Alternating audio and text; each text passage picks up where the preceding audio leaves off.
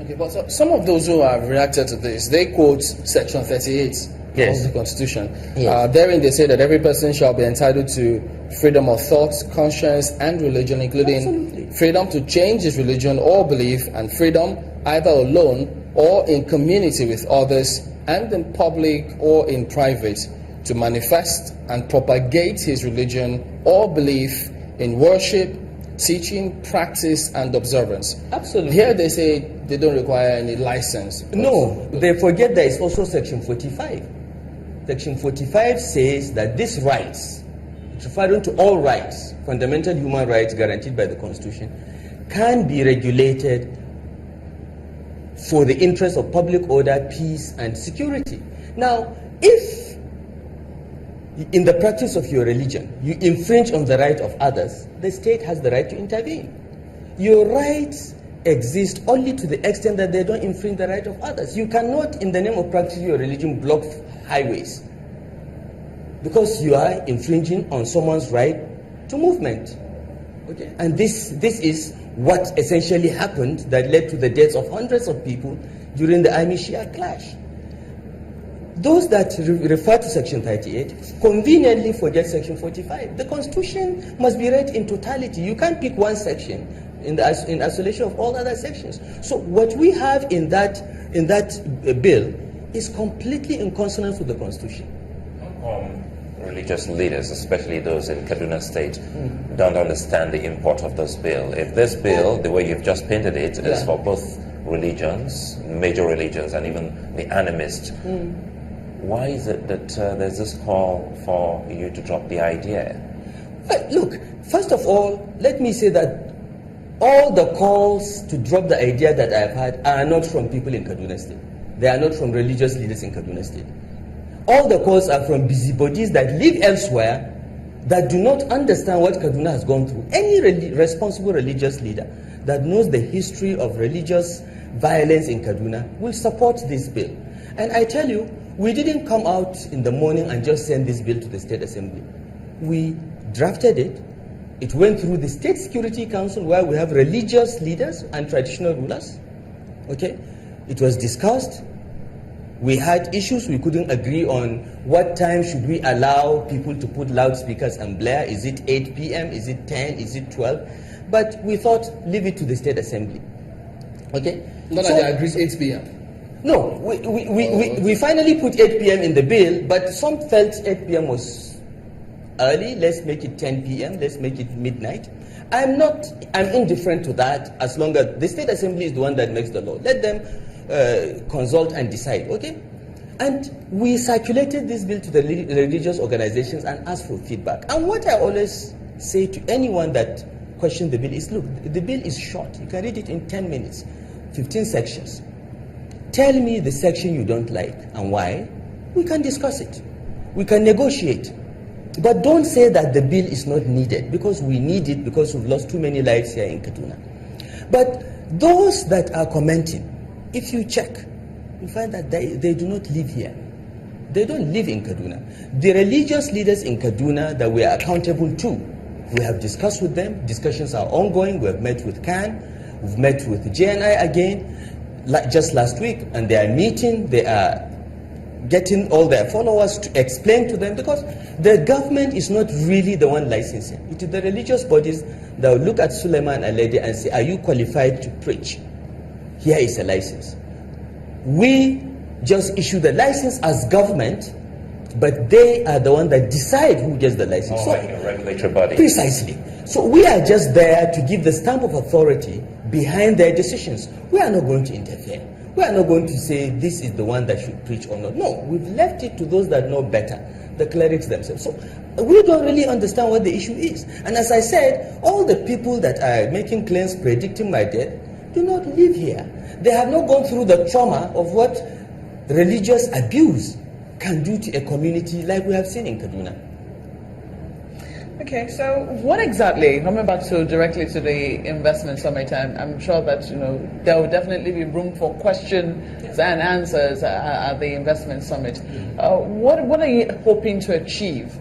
Do you think that today investors will be able to come in and set up almost immediately? No, I don't think so. There are some that have already decided. There are, for instance, after the investment summit on Friday, we are doing the groundbreaking ceremony of the largest poultry in Africa, here in Kaduna, by Olam. Olam is one of the largest agribusinesses in the world, and they are building the largest, by far the largest poultry and feed mill on Kaduna Abuja Road. Because most of the chicken and eggs we eat here, actually comes from the southwest.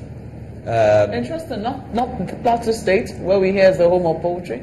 No, these are small-scale poultries. Even in Kaduna here, we have those with 10,000 birds, 100,000 birds. The largest poultry we have in the 19 northern states and FCT is in the FCT, 500,000 birds or so. But this one will have millions of birds that will enable us to serve this. But for us, this $150 million investment will create jobs. That's what it is all about. We want to have more jobs here because 88% of Kaduna State's population is below the age of 35. If we don't create jobs, we're in trouble. So we need jobs and more jobs. So we do not expect everyone to make a decision here, but many will come and explore, listen to us, see our plans, and go around Kaduna and see that the place is safe, there is a market, there is income, there is economic activity, and by the time we succeed in the joint federal government, state government efforts to revive our textiles, Kaduna... So is that currently in the works? It is in the works. We are working with 5 state governments and the federal government to revive the cotton, textiles, garment value chain. We want Kaduna to be the center of garmenting in Nigeria. And we have the capability and facility to do so. We're addressing some of the problems like power, which is a big issue, but we have a power plant, 250 megawatts in Kudenda. We have 30 megawatts from Gurara coming directly to serve the industrial area. Well, from the airport yesterday, on touchdown, we saw the airport very busy, and for some of us, this is the first time we're not getting our flights diverted to Jos, so we got a direct flight straight to Kaduna State. A lot of people trooping in, but there's concerns some people share. Is there a police curfew in Kaduna as to speak? No, there is no police curfew. No state of emergency? No, not at all. Not at all. What we have done in the last week, because of 2 or 3 high-profile kidnappings, was to deploy the police to establish checkpoints and do stop and search for the next few weeks. We've been very successful, I must say, in even curbing kidnapping. But you see, the thing about kidnapping is when you get a high-profile victim, it makes the news, and it gives a perception that it's really bad. But I get the statistics every day. There was a time in December, January, that we were getting 5 kidnapping cases a day in the state. Okay, some are not high profile, but they are citizens of the state, and they are my responsibility to see that they are not kidnapped.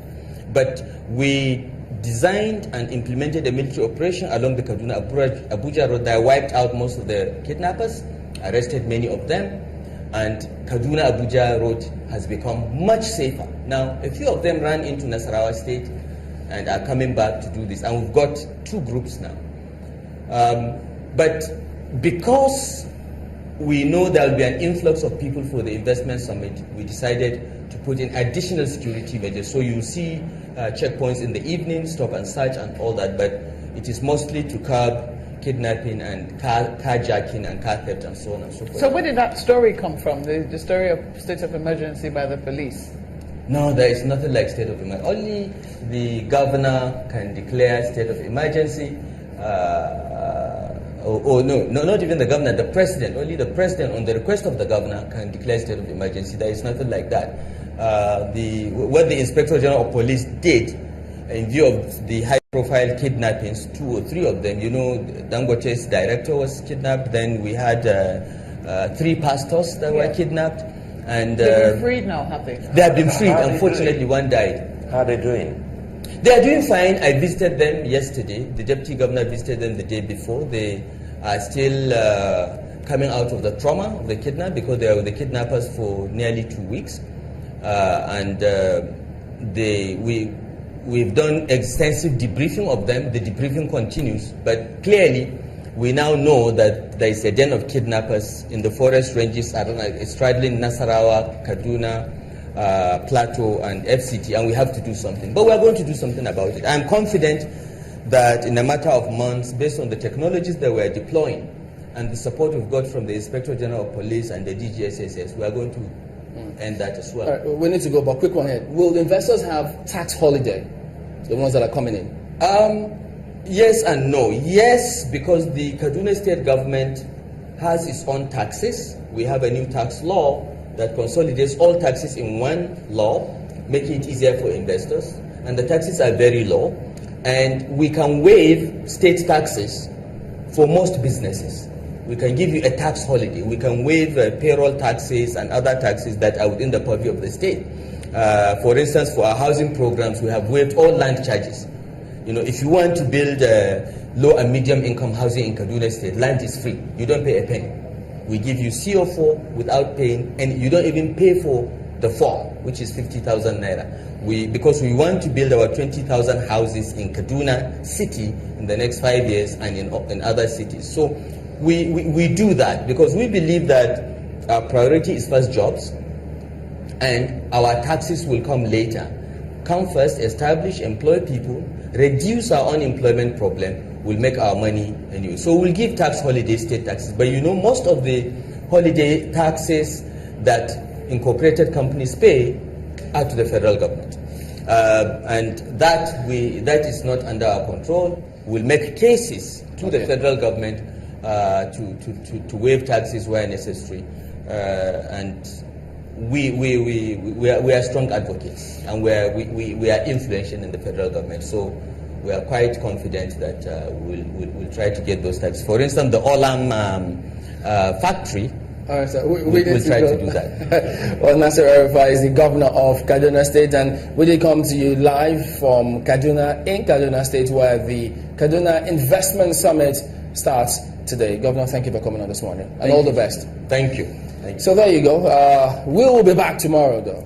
You find out where we'll be from. I'm Chamberlain, so. Thank you so much for watching. I'm Maupe Ogun. Many thanks. I'm Sulaiman Alede. Goodbye.